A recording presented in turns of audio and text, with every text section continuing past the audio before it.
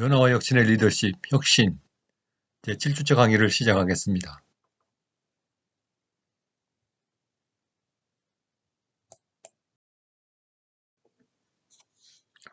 오늘 수업의 목차를 보면 조금 복잡한데 다른 시간처럼 수업 전에 먼저 에피소드를 하나 살펴보고 시작하겠습니다. 그 다음 혁신의 의미라는 대주제 아래 총 7개의 주제를 학습하겠습니다. 그 주제는 변화의 의미, 변화의 의미에서는 창조적인 혁신, 근본적 혁신, 파괴적 혁신을 공부합니다. 두 번째, 혁신의 원천. 세 번째, 혁신의 실패.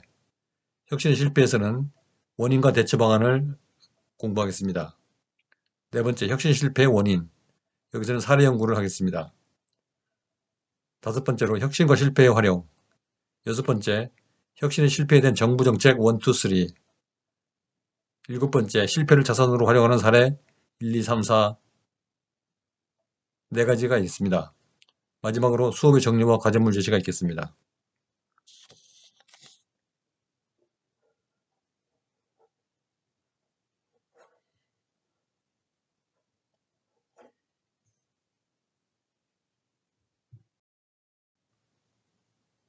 오늘 학습 목표와 학습 내용에 대해서 알아보겠습니다. 제7차 시 혁신에 대해서 오늘 학습 목표는 혁신에 대하여 학습한다입니다. 학습 내용은 혁신의 의미에 대하여 알아본다.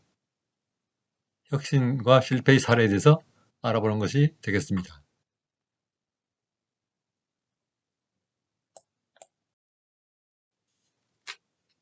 그러면 먼저 에피소드를 살펴보겠습니다. 오늘의 에피소드는 공감에 대한 것입니다. 에피소드 제목은 수통 하나의 기적이라는 것입니다. 전투가 치열하게 벌어지고 있는 전선에서 있었던 일입니다. 보급이 끊기고 적의 공세는 더욱 치열한 상황이었습니다. 이제 더 이상 물러날 곳이 없었습니다. 식량도 바닥을 보였고 물도 거의 남아있지 않습니다. 마지막 전투를 앞에 둔 날 소대장은 소대원 전원을 모았습니다. 그리고 비상용으로 보관하고 있던 수통을 꺼냈습니다. 모두들 심한 갈증에 시달리고 있었지만 물은 작은 수통이 하나뿐이었습니다. 모두들 나누어 마시기에는 턱없이 부족한 양이었습니다. 맨 처음에 소대장부터 수통 꼭지에 입을 대고 물을 마시기 시작했습니다. 모두 소대원들이 보는 가운데 소대장은 꿀꺽꿀꺽 소리를 내면서 개걸스럽게 물을 마시는 것이었습니다. 그 모습을 보고 있던 남은 병사들은 불안한 표정으로 마른 침만 삼키고 보고만 있었습니다. 시원하게 물을 들이킨 소대장은 다음 병사에게 수통을 넘겨주었습니다. 그런데 수통을 받아든 다음 병사는 이상한 눈빛으로 소대장을 한번 바라보고서는 역시 소대장처럼 개걸스럽게 물을 마시는 것이었습니다. 물을 마시던 병사의 눈에 작은 이슬이 맺혀졌습니다. 시원스레 물을 마신 병사는 다음 병사에게 수통을 넘겨주었습니다. 수통을 받아든 다음 병사는 역시 촉촉한 눈빛으로 소대장과 앞의 병사를 바라보고는 그들처럼 열심히 물을 마셨습니다. 그 다음 병사도 이렇게 수통은 전 소대원들의 손을 거치고 돌아갔습니다. 그러나 수통 속 물의 양은 처음과 같이 그대로였습니다. 달라진 것이라곤 전 소대원들의 눈가가 조금씩 젖어 있을 뿐이었습니다. 하지만 그들은 하나도 목마르지 않았습니다. 여러분, 이 상황을 어떻게 느끼시는지요? 감동적이면 모두들 한 마음으로 전투에 임하여 비장한 각오로 싸울 용기가 가슴 밑바닥에서 솟아오르지 않나요?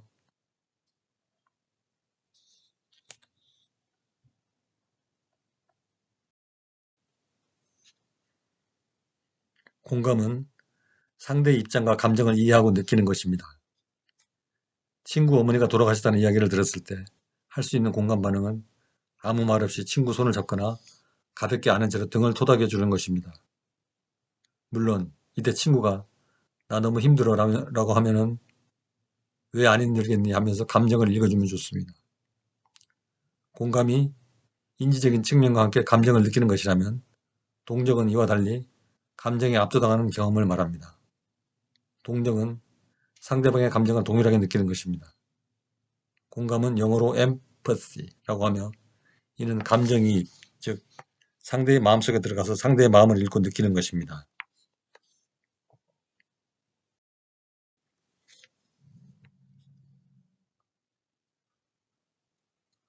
공감의 효과는 무엇일까요? 첫째, 공감은 소외를 해소합니다.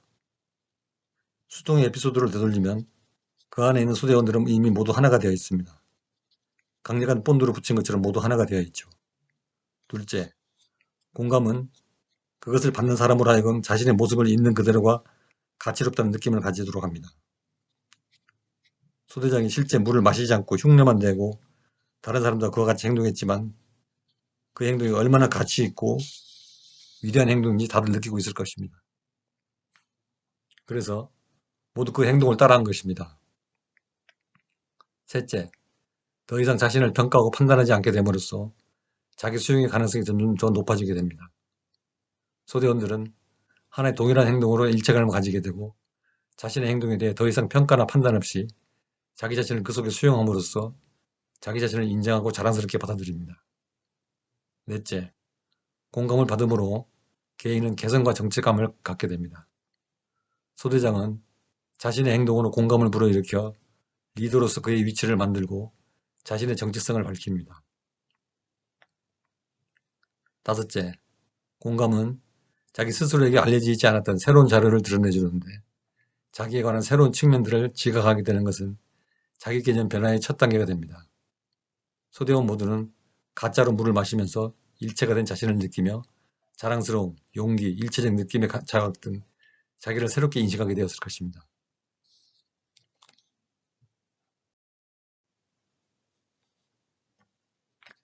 리더십과 공감은 어떤 관계가 있고 또 어떤 효과가 있을까요? 나에게 너무 앞이 콱 막혀서 아무것도 보이지 않고 막막할 때는 그 상황을 말하는 것만으로도 조금씩 숨통이 터지고 어려움이 반감됩니다. 즉, 옆에서 누군가가 고개를 끄덕이고 공감해 준다면 막막함과 고통은 공감을 받은 즉시 절반으로 줄어듭니다. 일을 쉽게 만들어주죠. 나에게 너무나 기쁜 일이 있는데 아무에게도 말할 수 없다면 기쁨도 반으로 줄어듭니다. 만일 옆에서 누군가 함께 기뻐해 준다면 정말 기쁨은 더욱 커져서 2배로 더 행복해집니다. 공감과 나눔은 그래서 좋은 것입니다. 그래서 나는 우리 이웃들이 너무 좋다고 하는데 이것이 공감의 효과입니다. 공감을 불러일으키는 행동은 조직에 일체감을 주므로 리더가 지도력을 행사하기 수월합니다. 지도력에 자기가 있을 때 공감을 주는 활동을 하면 리더십이 훨씬 쉬워집니다.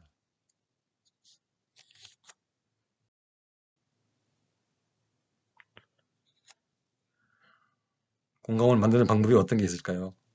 저도 한번 구글링을 해보았는데 재밌는 게 있군요. 공감을 만드는 방법이 있는데 상황에 따라 여러 가지가 있을 것 같은데요.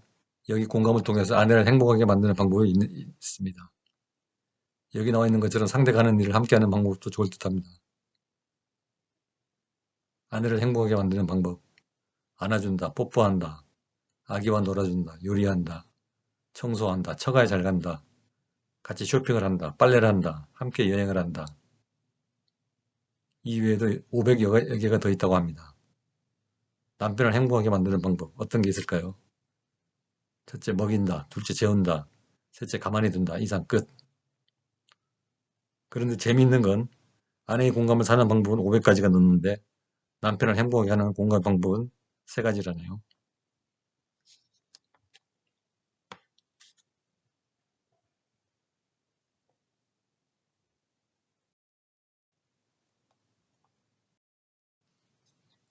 다음은 혁신의 종류를 분류해 볼까요?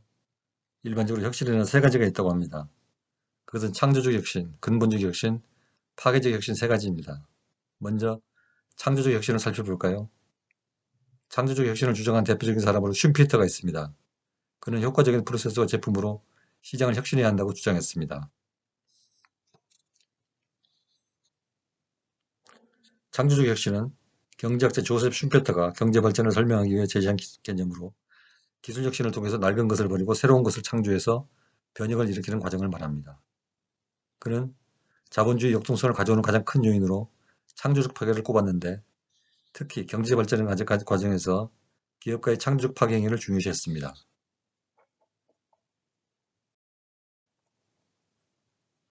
1912년에 발표한 그에 있어서 경제발전론에 따르면 이유는 혁신적인 기업가의 창조적 파괴 혁신 행위를 성공적으로 이끈 기업가의 정당한 노력의 대가이며 그것을 다른 기업이 모방하면서 이윤은 소멸되고 새로운 혁신적 기업가의 출현으로 다시 사회적 이윤이 생성된다고 설명했습니다.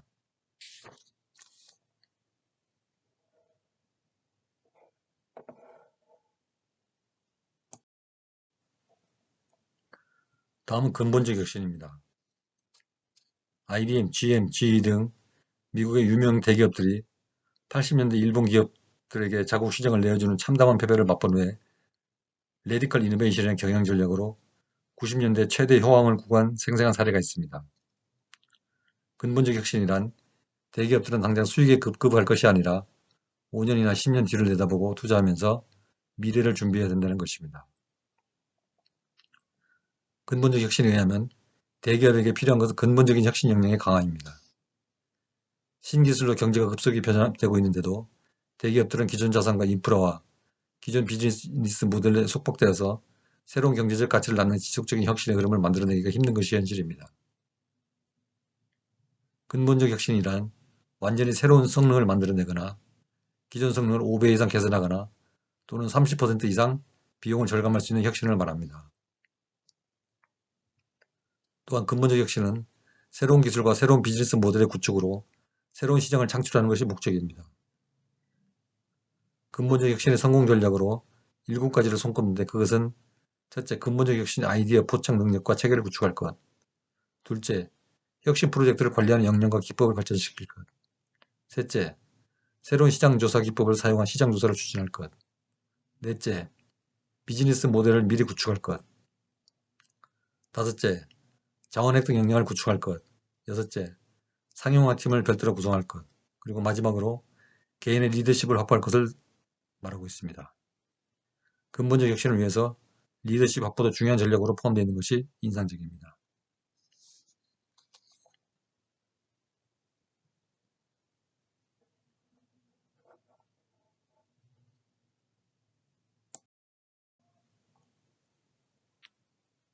다음은 파괴적 혁신에 관해 살펴보겠습니다. 파괴적 혁신은 미국의 경영학자인 클레이턴 크리스텐스 교수가 창시한 용어로 단순하고 저렴한 제품이나 서비스로 시장의 밑바닥을 공략한 후 빠르게 시장 전체를 장악하는 방법의 혁신을 말합니다. 크리스텐슨 교수는 1997년 발표한 저서 혁신 기업의 딜레마 라는 저서를 통해서 이 개념을 처음 소개했습니다. 왜 위대한 기업들조차 실패하는가? 이 질문을 물고 늘어진 미국 하버드 대학 경영대학원 교수 클레이튼 크리스텐슨은 파괴적 혁신이라는 답을 내놓았습니다. 선두기업 자리에 오르게 해준 경영 관행이 바로 그들로 하여금 궁극적으로 그들의 시장을 빼앗아갈 진보된 신기술, 즉 파괴적 기술을 개발하는 것을 극도로 어렵게 만들었기 때문이라는 게 크리스텐슨이 내놓은 답입니다. 크리스텐슨은 세 가지 혁신 조화를 이루어야 경제가 균형을 이룬다며 다음과 같이 주장합니다.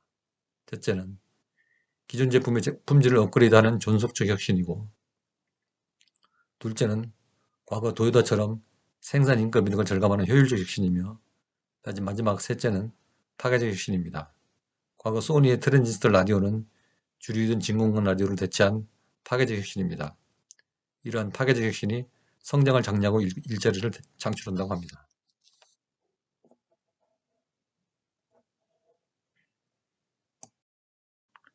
창조적 혁신, 근본적 혁신, 파괴적 혁신 이 세 가지 개념을 살펴봤는데 기술 혁신이란 측면에서 창조적 혁신과 파괴적 혁신은 유사한 개념임을 알 수 있고 근본적 혁신은 경영 전략이라는 측면에서 다른 두 개념, 즉 창조적 혁신과 파괴적 혁신과 구별되는데 결국 혁신을 통한 변신과 발전으로 기관이나 조직이 생존해 나간다는 데 혁신은 필수적이라는 점을 보여줍니다.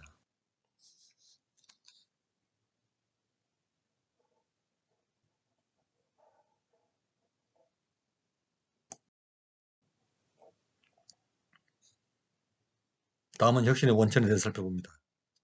혁신의 원천은 혁신을 가져오는 원인 또는 근원이 무엇인가라는 개념인데 혁신의 원천에는 집중적 노력, 우연한 발견, 제조업체 혁신, 연구개발비, 최종 사용자 혁신, 필요성, 기술자, 재정 지원, 만족되지 않은 시장의 요구, 문제 해결을 위한 실험 등입니다. 특히 여기서 주목할 만한 원천은 국가의 혁신 순위 평가에 사용되는 연구개발비입니다. 연구개발비는 혁신을 가져오는 데 중요합니다. 많은 돈을 투자하는 데 유리하니까요.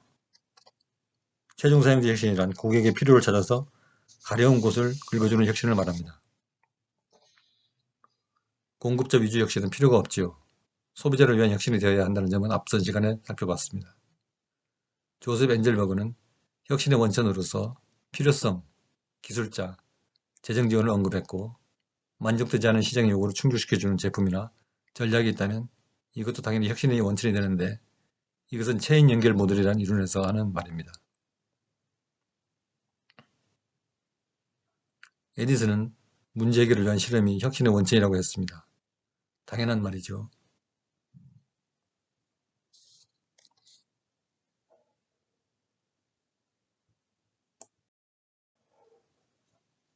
다음 주제는 혁신의 실패 원인과 대처 방안입니다. 혁신의 실패 원인으로 세 가지가 지적됩니다. 첫째, 뛰어난 기술에만 치우친 혁신은 실패하기 쉽습니다. 그 말은 문화나 패션 같은 인문학적 요소를 무시해서는 안 된다는 것입니다. 가장 뛰어난 10대 제품, 혁신 제품 중 하나인 세그웨이, 즉 1인용 운송수단이죠. 세그웨이의 사례인데요. 세그웨이는 기술적으로는 우수했지만 출시된 지 18개월 동안 6,000대 판매에 그쳐서 실적이 좋지 않았습니다. 그 이유는 사용자의 입장을 고려하지 않았기 때문입니다.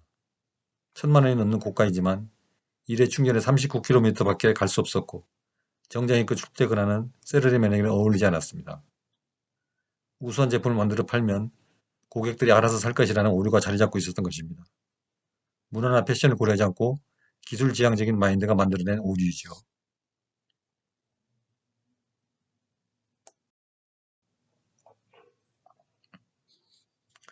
혁신의 실패 두 번째 원인으로는 사용자 행동, 습관 등을 간과한 혁신은 실패한다는 점입니다.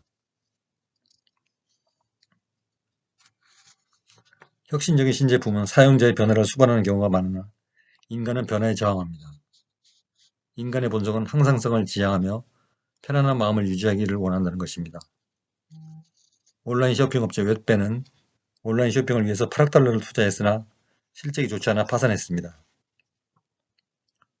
소비자는 물건을 구경하고 만져보면서 이야기를 들어가며 쇼핑을 즐기기를 선호하는 게 일반적인 관행이었습니다. 그런 환경에서 온라인 쇼핑은 초기에는 오프라인과 병행해서 시작했어야 하나 온라인에만 집중해서 투자해서 실패한 것입니다. 이것은 온라인 쇼핑에 익숙하지 않은 고객의 저항을 고려하지 못한 결과입니다.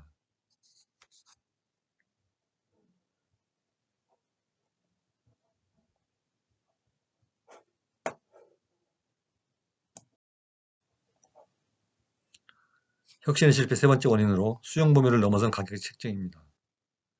출시된 제품이 시장에서 수용되기 위해서는 가격이 소비자가 느끼기에 너무 크지 않아야 합니다. 초기 애플의 컴퓨터는 1,000달러에 육박하는 비싼 가격으로 인해서 매출이 2만 대에 그쳤습니다. 아무리 혁신적인 제품이라도 가격이 너무 비싸면 실적을 낼 수 없다는 교훈입니다. 이상에서 살펴본 바 첫째, 뛰어난 기술에만 치우친 혁신은 실패하기 쉬우므로 최신 기술에는 반드시 문화나 패션 같은 인문학적 요소를 병행해서 제품의 개발을 추진해야 한다는 점입니다. 혁신의 실패 두 번째 원인으로 사용자 행동, 습관 등을 간과한 혁신은 실패한다는 점에서 우리는 사용자의 행동과 습관을 점차로 바꿔나가면서 혁신을 도입해야 한다는 점을 알 수 있습니다. 혁신의 실패 세 번째 원인으로 수용 범위를 넘어선 가격 책정인데 가격은 소비자가 수용 가능한 적정 수준에서 결정돼야 한다는 점입니다.